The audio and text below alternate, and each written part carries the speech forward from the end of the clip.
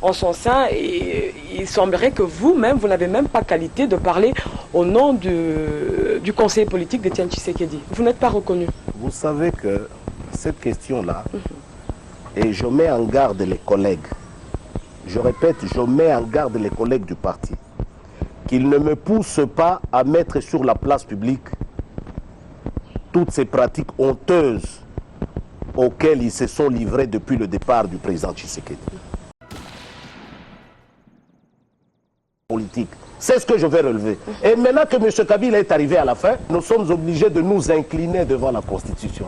La Constitution nous demande de la respecter. Il a dit qu'il va respecter la Constitution. Eh ben, donc, il n'a jamais dit qu'il ira au-delà du délai constitutionnel. Moi, je sais que M. Kabila va bientôt déclarer qu'il n'est pas candidat à la fin de son mandat. Moi, je le sais. Et vous savez ce qu'il prépare? J'étais un calendrier. Un calendrier inexistant, c'est pour cela que l'opposition dit il est irréaliste. J'ajoute, pour terminer la réponse à votre question, M. Kabila a fait démissionner son président et le vice-président de la CENI. Je dis bien fait démissionner. Il n'a pas attendu le dialogue. M. Kabila nomme des commissaires spéciaux partout. Oui, ça c'est sans l'arrêt de la Cour constitutionnelle. Nous sommes dans une constitution qui date de 2006. Hein. Non, il se réveille 10 ans après que maintenant il doit appliquer ça.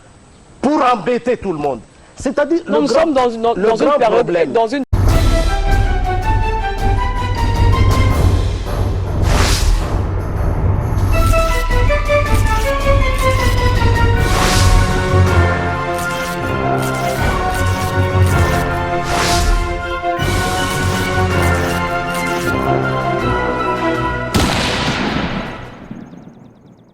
Vanne passait même si le chien aboyait. Tout le monde a entendu ça. Une arrogance inutile comme nous cessons de le dire. Et aujourd'hui, ils commencent à chercher, eux tous, Tshisekedi et l'UDPS. Pendant que Tshisekedi leur demandait ce dialogue, ils n'ont pas voulu. Et à l'époque, quand M. Tshisekedi parlait de la communauté internationale, ce n'était pas pour la facilitation ou la médiation, comme ils veulent bien le sous-entendre.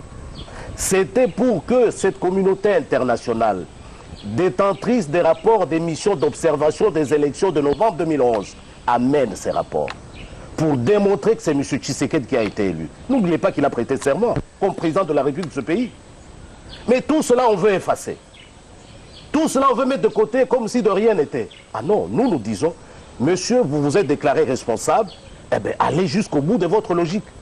Parce que le Congo n'a plus besoin de ces combines-là. Il disait à juste titre, il ne peut pas y avoir de dialogue. Mais est-ce qu'au nom de l'intérêt national, vous ne pouvez pas faire des concessions pour décrisper quand même cette tension politique? Une lutte que vous avez menée pendant 32 ans ou 33 ans. Pourquoi vous vous attachez seulement aux mots? Pourquoi ne pas faire des concessions par rapport au dialogue national? Il n'y a pas de concession en dehors du respect. En dehors du respect de la Constitution. Mais justement, on ira aux élections comment? Du moment où il y a l'enrôlement des nouveaux majeurs qui pose problème. Vous savez bien que l'enrôlement du nouveau majeur a comme conséquence la révision du fichier électoral. Non seulement ça, il y aura un autre problème qui va se poser, ce sera la répartition des sièges dans les provinces. Oui. Et tout cela, c'est aujourd'hui que vous apprenez ça. C'est aujourd'hui que le pouvoir en place apprend ça. Gouverner, c'est prévoir. C'est depuis 2011 que M. Kabila a dit avoir gagné les élections. Mais vous ne voulez pas gouverner. Attendez que je termine. Oui. Et il savait qu'en 2016, c'est son dernier mandat. Vous dites non à tout, M. Valentin Moubaké. Nous sommes en janvier 2016, à 9 ou 10 mois de la fin de son mandat, il nous rappelle tout ça. Vous dites non à tout. Ça lui tombait sur la tête. Vous dites non à tout. Non, nous disons non. Oui, depuis les élections de 2006, vous dites non à tout. Vous êtes toujours en dehors du processus électoral. Nous disons non. Vous n'avez jamais participé dans le processus électoral. Là, vous nous accusez faussement. Nous avons été, en 2006, nous avons demandé les conditions exigées par le dialogue intercongolais avant d'aller aux élections. Ils n'ont pas voulu. Quelles étaient ces conditions principales? La pacification du pays, la constitution d'une armée républicaine, le recensement de la population, l'identification des nationaux. Ils ont passé outre tout cela. En 2006. Et nous avons dit, nous ne vous accompagnons pas dans cette mascarade-là. En 2011... C'est la raison pour laquelle vous aviez refusé de vous enrôler. En 2006, il y a eu guerre. Il y a eu guerre dans cette ville. Vous aviez refusé de vous enrôler en 2006. Oui. Absolument, nous ne pouvons pas. Mais pourquoi? Nous ne pouvions pas accompagner une mascarade. Aujourd'hui, si Jean-Pierre Bemba était ici, allez lui poser la question de savoir... Quand même 33 ans de lutte. Oui. Je termine. Ça, c'était en 2006. En 2011, nous nous sommes dit, et Tshisekedi a dit, pour ne pas être accusé de non-assistance à peuple en danger, nous allons y aller. Nous sommes allés aux élections. Tshisekedi a gagné haut la main les élections. Toute la communauté internationale l'a dit. Et aujourd'hui, tout le monde se réveille. Ah, monsieur, vous êtes responsable, mais pour l'intérêt de la nation. Mais c'est bien beau cet intérêt de la nation. Est-ce que ce n'est pas un peu utopique parce que la communauté internationale reconnaît Joseph Kabila comme président de la République démocratique du Congo? Il a été élu démocratiquement. Eh bien, dont acte. Et alors qu'il aille jusqu'au bout. Qu'est-ce que nous, on a à faire maintenant dans cette galère-là? Vous êtes acteur politique. Eh bien, nous sommes acteurs politiques principaux. Et il lui fallut à ce moment-là tenir compte de notre rang. Et comme M. Kabila et sa majorité ont cru pouvoir mépriser tout le monde, nous avons dit 5 ans, c'est très peu. Nous avons l'expérience. Ça fait 34 ans, madame, que nous sommes dans cette lutte-là. 34 ans. Quel est le résultat? Depuis Mobutu? Le résultat, c'est que... Jusqu'à présent, l'UDPS n'a jamais géré depuis Mobutu. Mais malheureusement, pour les Congolais... Vous montez les enchères. Nous ne montons pas les enchères. Pour vos propres intérêts. Nous avons gagné les élections en 2011. La politique de la chaise vide ne paye pas. Eh bien, je vous rappelle qu'il y a tout un groupe qui remplissait les chaises là-bas qui vient de quitter là-bas. Comme pour vous dire que ces phrases-là, que nous disons d'ailleurs stéréotypées, dans le contexte politique actuel, n'ont aucune signification. Qui pouvait s'imaginer que tous ces gens-là pouvaient quitter la majorité présidentielle où ils remplissaient les chaises pour venir nous rejoindre, nous. Et donc, nous sommes fiers de ce que nous faisons. Nous disons tout simplement ceci. Pour ceux qui nous demandent, de nous impliquer pour l'intérêt supérieur de la nation, nous disons oui. L'intérêt supérieur de la nation exige le respect de la Constitution. Et nous demandons à M. Kabila et à sa majorité de respecter la Constitution. Nous n'allons pas aller au dialogue pour lui permettre de contourner la Constitution. Nous n'allons pas aller au dialogue pour lui permettre de subsister au-delà du 20 décembre 2016. C'est ça la Constitution, c'est ça la loi. Et c'est ça notre contribution à l'avancement de ce pays dans la démocratie et dans la paix. Vous avez demandé à Joseph Kabila que vous êtes pour le dialogue, mais à condition qu'il y ait une médiation internationale. Joseph Kabila a envoyé un émissaire, je crois, auprès des Nations Unies. Et jusque-là, ça bloque toujours. Pourquoi? Et c'est nous qui bloquons, c'est nous les Nations Unies. Les Nations Unies ont compris mais que vous demandez une médiation internationale. Vous êtes incapable de gérer les problèmes à l'interne. Vous avez toujours besoin d'une main étrangère. Vous savez, ce qui nous étonne dans cette affaire, c'est le coupable, la victime qui devient coupable que nous sommes. Nous ne sommes pas aux affaires, nous sommes en train de vous le rappeler. Mais vous ne voulez pas gérer Valentin Moubaké. Non, M. Kabila a dit... Depuis Mobutu, vous ne voulez pas gérer, vous ne voulez pas participer à la gestion de la République. Depuis Mobutu, nous avions dit, nous sommes non violents. Nous ne pouvons pas accéder au pouvoir par les armes. Il y a ceux qui nous ont pris pour des naïfs, pour ne pas dire autre chose. Toutes ces rébellions qui ont divisé le pays. Toutes ces Kalachnikov qui sont éparpillés à travers le pays. L'Est, aujourd'hui, on ne sait pas si ça nous prendra encore combien de temps pour ramasser toutes les Kalachnikov qui sont là-bas et pour arrêter le viol des femmes. Nous avons dit, nous ne pouvons pas prendre les armes dans ce pays. On nous a pris pour des naïfs. Nous nous sommes préparés pour les élections. Après le départ de Mobutu, Laurent Désiré Kabila est venu ici avec son armée africaine. Vous connaissez la suite. C'est à cause de l'UDPS qu'on a accepté Laurent Désiré Kabila. Il faut dire, donc vous faites des concessions. Il faut dire et grâce, après vous êtes les premiers. Il faut dire grâce à l'UDPS. Excusez-moi, vous êtes non, non. C'est ça, c'est une autosatisfaction. Non, oui, là c'est pas dans l'intérêt de la population que vous parlez. Nous avions. L'UDPS c'est la manière de faire des concessions. Oui. Vous créez des alliances, oui. ça se défait et après vous en sortez indemne. Mais si nos partenaires ne sont pas sérieux en politique, c'est encore nous les responsables. C'est toujours vous. Mais malheureusement, c'est toujours vous qui êtes dans cette position de défense. Vous savez pourquoi? Oui. La culture politique que nous intégrons dans les relations entre partis politiques, beaucoup n'ont pas ça. Nous, ça fait 34 ans. Ces nouveaux venus là, ça fait combien d'années? Et donc nous, à la limite, nous sommes en train d'éduquer politiquement la classe politique. On vous accuse d'être trop versatile. Et donc, au contraire, oui. au contraire. Vous changez trop de position à tout moment, à chaque instant. Je voulais me donner un exemple de la versatilité de l'UDPS. Un seul exemple. Je n'en connais pas. Il y en a plusieurs. Mais un seul, madame, s'il vous plaît. Il y en a plusieurs. Il y en a plusieurs. Vous pouvez me donner un seul? Mais c'est moi qui pose les questions. Bon, merci. Je constate qu'il n'y en a pas. Alors, je voudrais tout simplement dire ceci.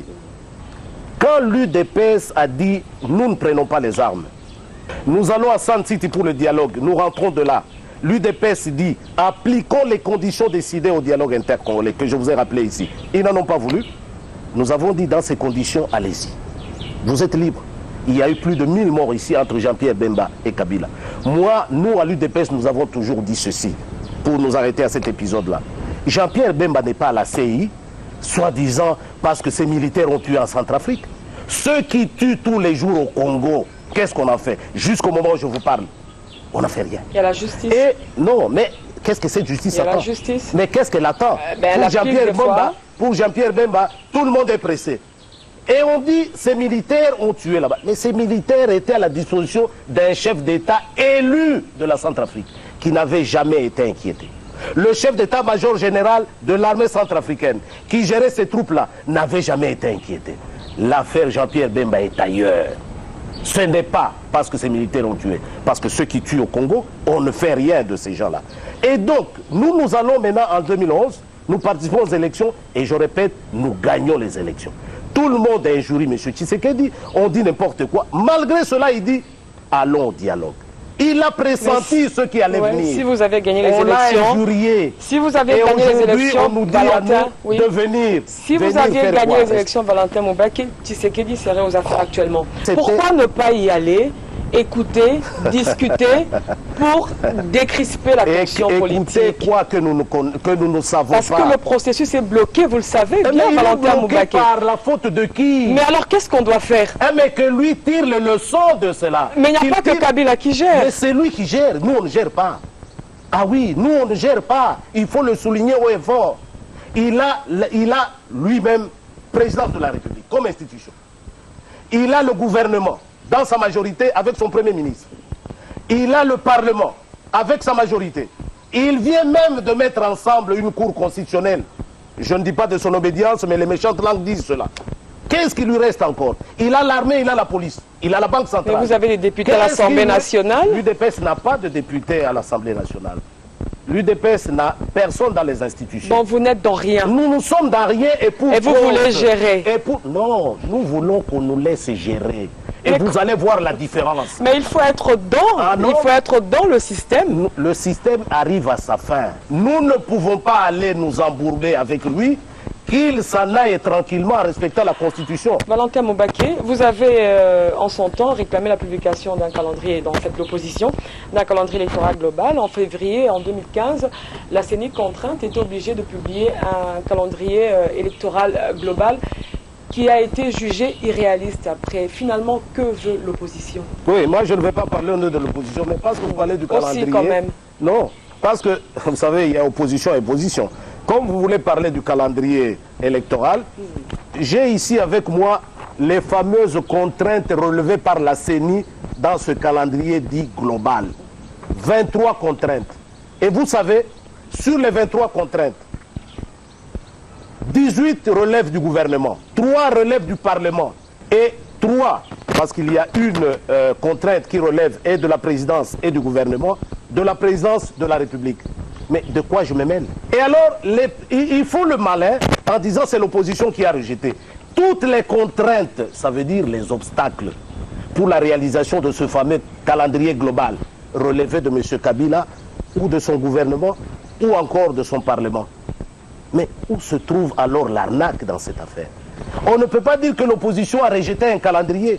Un calendrier inexistant, c'est pour cela que l'opposition dit il est irréaliste. J'ajoute, pour terminer la réponse à votre question, M. Kabila a fait démissionner son président et le vice-président de la CENI. Je dis bien fait démissionner. Il n'a pas attendu le dialogue. M. Kabila nomme des commissaires spéciaux partout. Oui, ça c'est sans l'arrêt de la Cour constitutionnelle. Nous sommes dans une constitution qui date de 2006. Hein. Non, il se réveille 10 ans après que maintenant il doit appliquer ça. Pour embêter tout le monde.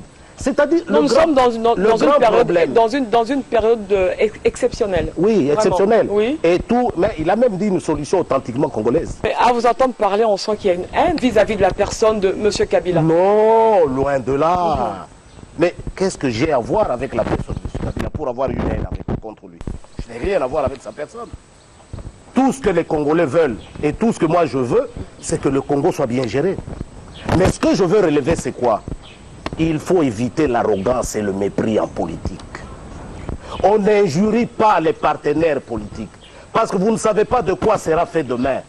Et cela est en train de se vérifier. Ça veut dire, je veux relever, en fait, il faut un peu d'humilité. Et donc, il faut éviter des propos méprisants à l'endroit des partenaires politiques. C'est ce que je vais relever. Et maintenant que M. Kabila est arrivé à la fin, nous sommes obligés de nous incliner devant la Constitution. La Constitution nous demande de la respecter. Il a dit qu'il va respecter la Constitution. Eh ben, donc, il n'a jamais dit qu'il ira au-delà du délai constitutionnel. Moi, je sais que M. Kabila va bientôt déclarer qu'il n'est pas candidat à la fin de son mandat. Moi, je le sais. Et vous savez ce qu'il prépare? Quoi? Il prépare un électrochoc pour créer la sympathie dans l'opinion. On dit, ah, Bobane Kolobaza candidat, Yowana Lobiaza n'est candidat, Bokene Siko Kosolola. Ce coup-là... Ce sont des procès d'intention. Il vous l'a dit. Je voudrais bien que non, il vous l'a dit. Mais j'ai une tête pour réfléchir. selon vos intérêts à vous. J'ai une tête pour faire des projections politiques. Oui, selon vos intérêts à vous. Et là, en fait, c'est quoi? Pour dire aux gens, mais voilà, moi je ne suis pas candidat. Venez maintenant, on va dialoguer. Et l'élection, le calendrier, on va nous sortir un calendrier de 8 élections, comme il a dit dans sa dernière adresse à la nation. 8 élections, ça veut dire nous allons vers 2018-2019. Étienne Tshisekedi, leader Maximo, séjourne à Bruxelles pour raison de santé depuis 2014. Une absence prolongée qui continue quand même à plonger l'UDPS dans des crises profondes. L'UDPS est même divisé en son sein et il semblerait que vous-même, vous n'avez même pas qualité de parler au nom du conseiller politique d'Étienne Tshisekedi. Vous n'êtes pas reconnu. Vous savez que cette question-là, et je mets en garde les collègues, je répète, je mets en garde les collègues du parti, qu'ils ne me poussent pas à mettre sur la place publique toutes ces pratiques honteuses auxquelles ils se sont livrés depuis le départ du président Tshisekedi. Je dis qu'ils ne me poussent pas à mettre sur la place publique. Monsieur Tshisekedi, avant de partir, malade ici, pendant que tout le monde cherchait là où il était, le 14 mars 2014, un jeudi, M. Tshisekedi appelle son directeur de cabinet, Albert Moleka. Je le cite pour que les sceptiques vérifient. Il appelle Albert Moleka pour lui dicter 6 noms, 3 personnalités UDPS de l'intérieur du pays, 3 personnalités de l'UDPS de l'extérieur du pays, pour constituer un directoire qui va gérer le parti à son absence, parce qu'il devait être évacué. Parmi les 6 noms figure Valentin Moubadi. Je vous épargne les autres noms. Il dicte même, il est en train de dicter à son directeur de cabinet, M. Moleka, la décision portant création de ce directoire-là.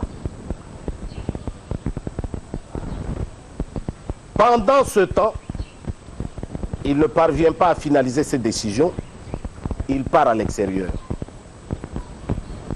Et c'est celui-là qu'on dit, il m'a dégommé moi.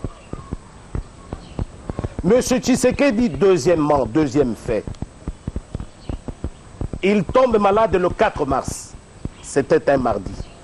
Le soir, il pique sa crise. La journée, j'étais avec Tshisekedi, beaucoup de gens ne le savent pas. De 13h à 14h30.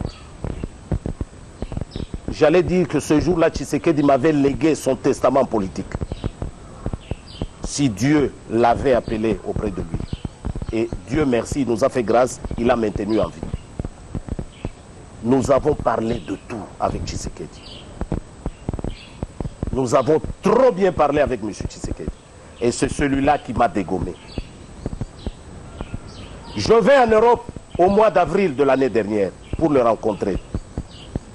Je n'ai pas rencontré M. Tshisekedi.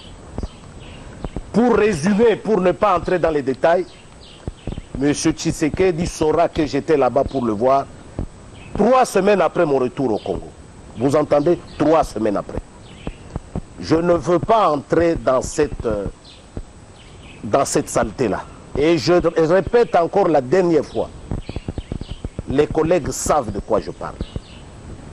Ils ont sorti une décision ici, signée Tshisekedi, fait à Kinshasa. Fait à Kinshasa, pendant que Tshisekedi est en Europe. Un crime parfait n'existait jamais. Donc voilà, madame, je parle comme conseiller politique de M. Tshisekedi. Je répète, je parle comme conseiller politique de M. Tshisekedi et personne n'a le droit, en dehors de M. Tshisekedi, de me contester cette qualité-là jusqu'à son retour. Au terme d'un conclave à Bruxelles, les cadres et membres de l'UDPS en exil ont décidé d'indexer Étienne Tshisekedi. Ils lui reprochent la publication des nouveaux statuts de l'UDPS sans approbation du Congrès. L'ingérence de sa famille biologique, Félix Tshisekedi, dauphin virtuel du vieil opposant, si je peux le dire ainsi, est contesté par la base politique de l'UDPS. Qu'est-ce qui se passe finalement à l'UDPS ? Je ne voudrais pas que cette émission soit un tribunal de la gestion de l'UDPS. Vous êtes conseiller politique? Oui, de M. Tshisekedi. Ouais. Je ne pas... De l'UDPS aussi? Non. L'UDPS n'a pas un conseiller politique. Les structures de l'UDPS sont claires. Moi, je suis sous la dépendance de M. Tshisekedi. C'est d'ailleurs la raison pour laquelle ceux qui font du bruit sur ma personne, je ne sais pas pourquoi ils font ce bruit-là. Vous savez pourquoi? En fait, je ne sais pas pourquoi. Je sais, je peux dire. Moubaké dérange. Cette affaire d'arnaque du dialogue, Tshisekedi n'est pas d'accord. Et je suis mieux placé pour le dire. Tshisekedi n'est pas d'accord avec ce dialogue au motif évoqué par M. Kabila. Mais il y a certains collègues qui se sont engagés dans cette affaire-là pour des raisons qui leur sont propres. Mais ce n'est pas pour l'intérêt de l'UDPS. L'UDPS a toujours été aux côtés du peuple. Eh bien, ces collègues-là ne savent plus faire marche arrière. Ils sont tellement allés trop loin. Alors, et Moubaké est venu mettre tout sur la place publique. Moubaké dérange. D'où Moubaké ne peut plus parler à ceci. Moubaké a été dégommé. Mais ils perdent leur temps. Parce que c'est la base de l'UDPS qui va décider. Pour ce qui est du dauphin, vous dites un dauphin. À l'UDPS, il n'y a jamais eu de dauphin. Pour l'histoire d'abord. Vous savez que du temps de Mobutu s'acharnait à dire que parti Wana, parti à Balouba. Ça n'existe pas ça à l'UDPS. Moi qui vous parle, j'ai été élu numéro 2 de l'UDPS. Pas nommé, mais élu pendant 5 ans. J'avais même comme challenger au second tour, vous savez qui? Un bâtonnier. Kabasele, il est mort aux États-Unis chez un vendu à son âme. Un Moulouba. Mais je l'ai battu au sein de l'UDPS, aux élections. Donc c'est vous dire que l'UDPS c'est un parti national. Et d'ailleurs Tshisekedi aurait dû. Tshisekedi est à classer au monument national politique de ce pays. Tshisekedi n'appartient plus à sa province. Il n'appartient même plus à sa famille. Et il a compris, c'est pour cela qu'il n'y a pas de dauphin à l'UDPS. C'est la base de l'UDPS qui décide de la suite. Et nous, Dieu merci, nous sommes en harmonie avec cette base-là, comme d'autres. Et nous demandons à tous ceux qui prétendent... De quelle base vous parlez? De l'UDPS. Qui se trouve où? À Kinshasa ou à Bruxelles? À travers le pays. Vous êtes au courant de la campagne que nous avons lancée. Dans le rapport final du conclave, les membres de l'UDPS ont estimé que l'UDPS n'a pas de président jusque-là. Est-ce que finalement, Étienne Tshisekedi ne reste pas comme un mythe? Monsieur Tshisekedi, je ne dirais pas que c'est seulement un mythe. Il est effectivement un mythe. Mais c'est au-delà du mythe. C'est ce personnage-là politique au Congo qui a combattu toutes les dictatures dans la souffrance, dans les sacrifices, dans l'abnégation et dans le courage. Donc cet homme-là, aujourd'hui, on peut dire, Tshisekedi a déjà marqué marquer de son sceau l'histoire politique de ce pays. Même si des manigances ont été faites pour qu'il n'accède pas au pouvoir. Mais Tshisekedi restera dans l'imaginaire populaire congolais, cet homme-là qui est un modèle d'abnégation, un modèle de sacrifice, un exemple à suivre pour les générations futures en politique. Maintenant, vu sous cet angle-là, madame, imaginez-vous, si ce modèle-là, on veut même nous le vendre, vous entendez ce que je veux dire, suivez mon regard, on veut même nous le vendre, qu'est-ce qui va nous rester dans ce pays? Nous refusons cela. Nous refusons cela. C'est la raison pour laquelle ceux qui ne connaissent pas Tshisekedi, comme certains amis de l'extérieur, ils ont cru que Tshisekedi n'est qu'un mythe. Il est plus qu'un mythe. Tshisekedi a une façon de fonctionner qui ne date pas d'aujourd'hui. Il est tellement libéral, tellement démocrate. Vous voulez initier quelque chose, il vous laisse faire, pourvu que ça aboutisse. Mais quand ça va barder, il ne faut pas venir chercher Tshisekedi comme sapeur-pompier. Il va vous dire, vous avez allumé le feu, allez vous-même l'éteindre. C'est à cela que nous assistons aujourd'hui. Tous ceux qui crient Moubake, Moubake, eh bien, ils ne sont plus capables d'éteindre leur feu. Et la base de l'UDPS, c'est ça. Oui, l'opposition politique n'a pas de discours alternatif. Kabila part en 2016. Quel est votre programme d'environnement, par exemple, pour empêcher le réchauffement climatique? Vous savez, le programme de l'UDPS, au stade des martyrs, avant les élections, M. Tshisekedi a réuni les Congolais et il a brandi le programme qu'il a distribué à l'opposition. Le programme de l'UDPS, le programme du gouvernement. Jusqu'à aujourd'hui, aucune observation. Nous n'avons jamais caché ça. Jusqu'à aujourd'hui, aucune observation. Alors, s'il y a des gens qui n'ont pas de programme, libre à eux de parler. Quel est votre programme à vous? Je vais vous le synthétiser, oui. Ce n'est pas le mien. Par rapport au réchauffement climatique non, ça c'est pour vous dire d'abord que nous avons un programme. Oui. Vous savez, nous on était peinés, nous les Congolais en général et l'UDPS en particulier. La plus grande réunion de l'humanité sur les problèmes climatiques, COP21, s'est réunie à Paris. Votre chef de l'État n'était pas là. Tous les chefs d'État concernés, même des îles, même des pays désertiques. Il était empêché. Raymond Tchibanda était sur place.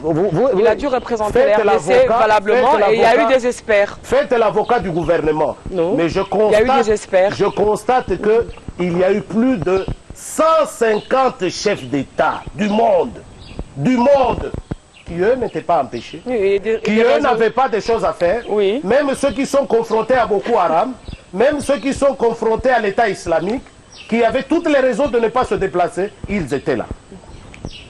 Qu'est-ce que le Congo vaut dans les problèmes climatiques du monde? Le Congo est au cœur du règlement ou du dérèglement, c'est selon l'usage qu'on a fait du climat dans ce monde. Global Witness vient de sortir un rapport. Je m'adresse à Valentin Baquet, conseiller politique d'Étienne Tshisekedi. Quel est le programme que vous aviez par rapport à l'environnement, au réchauffement climatique? Mais l'environnement a comme base de stabilisation. Vous entendez? Non, je comprends que vous n'avez pas de programme. Non. L'environnement comme base de stabilisation du climat. La forêt. Quelle est votre politique? Mais attendez, je vous ai montré d'abord comment la forêt est pillée. Ça, on le sait. Non, vous ne savez pas. Si, on le sait. Les Congolais ne savent pas. Et maintenant, nous disons ceci. Nous l'avions déjà dit en 2004. C'est pour ça que je voulais vous rafraîchir la mémoire. Nous allons abroger le code forestier actuel. C'est le point de départ. Et après avoir abrogé le code forestier, le carbone, c'est tel que ça a été décidé là. Nous ne disons pas que nous allons rejeter les résolutions de COP21 à Paris. Mais nous allons exiger le paiement au Congo de la contre-valeur de la stabilisation de la forêt congolaise dans la stabilisation du climat. Ça, nous allons l'exiger, mais nous ne pouvons pas l'exiger dans le statut actuel du code forestier. Qui dit quoi? Vous achetez un espace, vous exploitez, tout vous appartient. Et quand vous exploitez, vous allez verser cet argent-là dans un compte en banque à l'étranger que vous signalez ici. Parce que la moitié de cet argent doit être rapatrié ici. J'aimerais vous voir aux affaires. Hein. Pour être recyclé, vous voyez maintenant. J'aimerais vous voir aux affaires. Eh ben voilà. C'est bien beau de pointer d'un doigt accusateur, mais j'aimerais vous voir aux affaires. Mais quand vous voulez gérer, assumez. Il ne faut pas dire, je voudrais vous voir. Apporter aussi des solutions. Mais nous les avons plein dans tous les domaines. Mais il faut les apporter, il faut contribuer. Mais quand, non, vous ne le faites pas. Nous attendons quand nous serons au pouvoir. Parce que ceux qui dirigent, madame, je vous ai dit notre programme, que vous me demandiez, là vous voyez comment je suis en train de vous expliquer le code forestier, je ne parle même pas du code minier, un pillage homologué. Alors, tous ces gens-là, ils ont notre programme, mais ils sont incapables de l'appliquer. Même de voler ce que nous avons mis là-dedans. Nous allons conclure, Valentin Moubaké. Déjà? Oui, nous allons conclure. C'est une émission de 30 minutes. Absolument. Etienne Tshisekedi, quand même âgé, hein, avec le poids de l'âge, est-ce qu'il a assuré une relève après lui? C'est exactement la question que vous avez posée sur le dauphin. Il n'y a pas de dauphinat à l'UDPS. C'est un parti national. Toutes les provinces du Congo appartiennent, en tout cas dans leur grande majorité, c'est notre prétention à l'UDPS. Nous avons 52 fédérations à travers ce pays.